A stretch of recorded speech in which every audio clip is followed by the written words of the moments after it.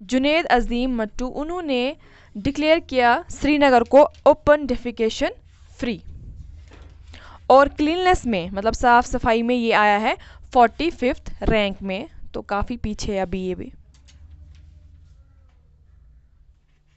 उसके बाद है नीति आयोग। तो ये नीति आयोग काफ़ी इम्पोर्टेंट है। ये जो नीति आयोग है, जब यहाँ पे जम्मू एंड कश्मीर तो जब यहाँ पे जम्मू एंड कश्मीर लद्दाख जो है यूनियन टेरिटरी डिक्लेयर हो गई, खासकर लद्दाख की हम बात करेंगे अभी क्योंकि लद्दाख का क्वेश्चन है ये।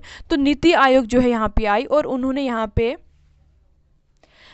MOU memorandum of understanding sign किया लद्दाख के साथ। तो इसमें क्या हुआ, इन्होंने साइन किया तो इन्होंने ये चीज़ बताई कि हम जो है यहाँ का जो इंफ्रास्ट्रक्चर है वो डेवलप करेंगे।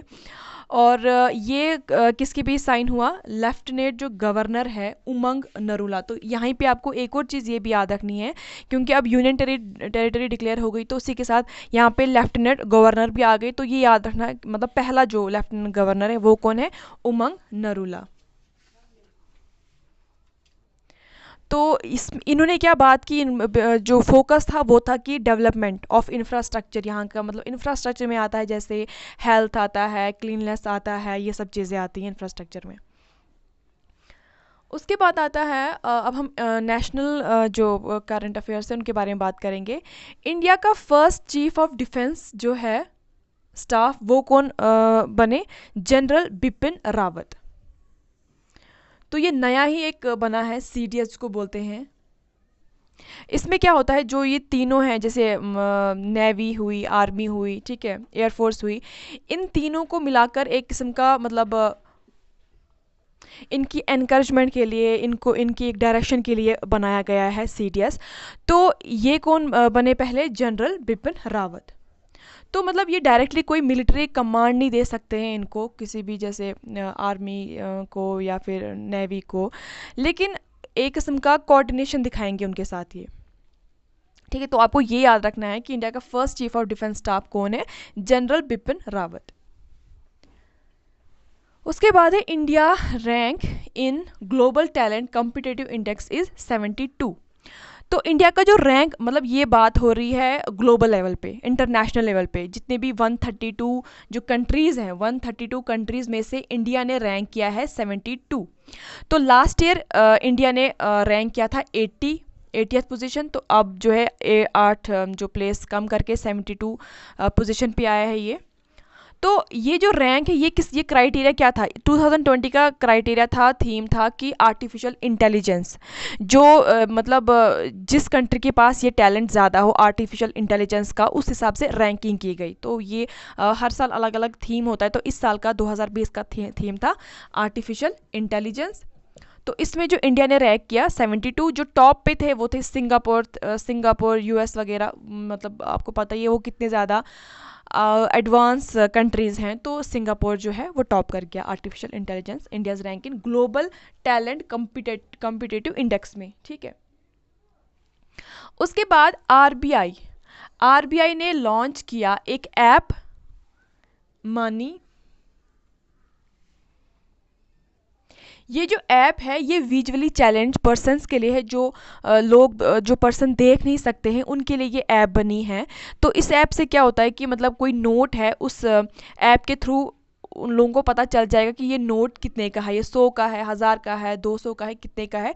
तो इससे तो आपको ये याद रखना है इस ऐप का नाम क्या है और किन के लिए बनी है, विजुअली चैलेंज पर्सन के लिए, और किसने लॉन्च की है, आरबीआई ने। ओके।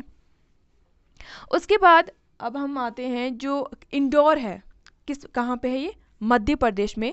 इसको डिक्लेयर किया गया क्लीनेस्ट इन इंडिया। तो एक सर्वे होता है, जैसे 2019 का जो सर्वे हुआ स्वच्छ संरक्षण, ये आपको ये टर्म याद रखनी है, स्वच्छ संरक्षण। स्वच्छ मीन्स जो क्लीननेस के साथ रिलेटेड हो। तो 2019 में ये सर्वे किया गया और उस सर्वे के हिसाब से जो सबसे क्लीनेस्ट जो ये सिटी वो है इंदौर, जो कि MP में है, ठीक है। तो ये जो इंदौर है ये मतलब तीसरी चौथी बार मतलब आई है इसमें इससे पहले भी आ चुकी है। और ये जो मतलब ये जो सर्वे होता है बेसिकली ये पॉपुलेशन के हिसाब से भी होता है, मतलब 10 लाख से ज़्यादा जिस सिटी में पॉपुलेशन ज़्यादा हो उनका अलग, वो अलग कैटेगरी में रखा जाता है जिसमें इंडोर आया। और 10 लाख से जो कम होते हैं 1 से 10 लाख तक, उसमें आया है जमशेदपुर, वो आपको याद रखना, उसमें जमशेदपुर आया है। तो उसके बाद नेक्स्ट और भोपाल जो कि एमपी में ही आता है अगेन।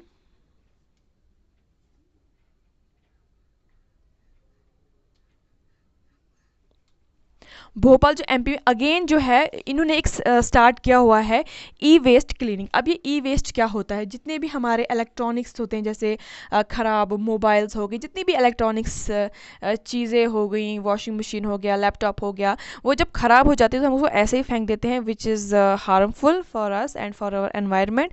तो इन्होंने क्या सेटअप किया, क्लिनिक सेटअप किया जहाँ पे ये ई वेस्ट जो है वो कलेक्ट करेंगे। तो इन्होंने एक और इनिशिएटिव ये उठाया है कि डोर टू डोर ये जाएंगे लोगों के पास और वहाँ से ई वेस्ट कलेक्ट करेंगे, या फिर जो लोग हैं वो इनके क्लिनिक जाके वो ई वेस्ट जो है वहाँ पे कर सकते हैं, दे सकते हैं। तो अगेन ये मध्य प्रदेश, इसका मतलब मध्य प्रदेश जो है काफ़ी इनिशिएटिव ले रही है साफ़ सफाई को लेके, तो काफ़ी अच्छी बात है, बाकी स्टेट्स को भी ऐसा करना चाहिए। तो ये एमपी भोपाल फर्स्ट ई वेस्ट क्लिनिक कहाँ पे हुआ था, भोपाल में। उसके बाद आता है एक और स्टेट है राजस्थान। तो राजस्थान में भी काफ़ी अच्छा एक इनिशिएटिव लिया है, to observe no vehicle day on 1st of every month. मतलब महीने की पहली जो डेट होती है, पहली तारीख को कोई भी व्हीकल नहीं चलेंगे, कोई भी गाड़ियाँ नहीं चलेंगी। तो बेसिकली इनका यही मोटो है कि पोल्यूशन कम हो जाए, ठीक है, एनवायरनमेंट फ्रेंडली ये स्टेप उठा रहे हैं। तो राजस्थान ने ये स्टेप उठाया है, तो ये भी काफ़ी बहुत अच्छी बात है। उसके बाद कोलकाता पोर्ट, जो कोलकाता पोर्ट है उसको रिनेम किया गया श्यामा प्रसाद मुखर्जी पोर्ट। तो प्राइम मिनिस्टर पीएम मोदी ने ये जो नाम है, काफ़ी ज़्यादा नाम पहले भी चेंज हो चुके हैं। तो 2020 में जो फर्स्ट जो जनवरी में जो नाम चेंज हुए हैं वो हुआ है श्यामा प्रसाद मुखर्जी पोर्ट। जो ये श्यामा प्रसाद मुखर्जी थे ये मतलब काफ़ी ये पॉलिटिशियन थे और सॉरी पॉलिटिशियन थे, और जवाहरलाल नेहरू के कैबिनेट में ये थे, उसमें भी काम किया इन्होंने। तो अब कोलकाता पोर्ट को नाम रखा गया श्यामा प्रसाद मुखर्जी पोर्ट, तो ये आपको याद रखना है। तो एक और चीज़ आर्टिकल 19 में के बारे में क्या है, तो आजकल हम देखते हैं कि इंटरनेट काफ़ी कुछ सालों से काफ़ी जो है बहुत ज़्यादा प्रेवलेंट हो गया है। बहुत सारा जो बिज़नेस स्टार्ट हो गया है इंटरनेट के थ्रू। लोग स्पीच करते हैं ज़्यादातर यूट्यूब पे, इंस्टा पे, एफबी पे, मतलब तो बिज़नेस होता है, दूसरा ये होता है। तो ये चीज़ जब कॉन्स्टिट्यूशन बना था, ये चीज़ उस टाइम इंटरनेट नहीं थी, तो उसका कोई भी कंसेप्ट नहीं था। अब ये जो चीज़ इतनी प्रेवलेंट हो गई, तो अब जो है आर्टिकल 19 जो है इनको फ्रीडम देता है, आप protect the freedom of speech and right to business internet पे, ठीक है। इंटरनेट पे जो भी हम फ्रीडम ऑफ स्पीच करेंगे या फिर राइट टू बिजनेस, जो बिजनेस करते हैं मतलब बहुत सारे लोग, तो उनको वो प्रोटेक्ट करेगा आर्टिकल 19, ठीक है।